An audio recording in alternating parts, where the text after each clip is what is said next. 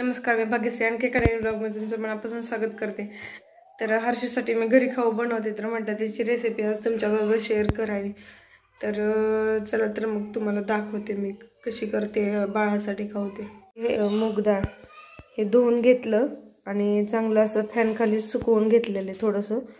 आता हे भाजून घ्यायचं आपल्याला। त्याचबरोबर काजू, बदाम, जिरी आणि थोडासा ओवा घेतलेला आहे। हे सगळं भाजून घ्यायचं आणि नंतर मग मिक्सरमधून काढायचं। आता टाकून घेतले कढईमध्ये, चांगलं भाजून घ्यायचं।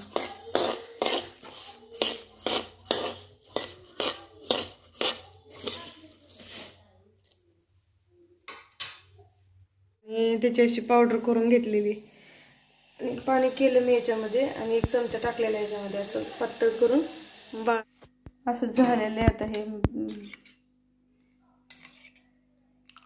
मिश्रण आता बाळाला पाजते। आता हे थंड झाल्यावर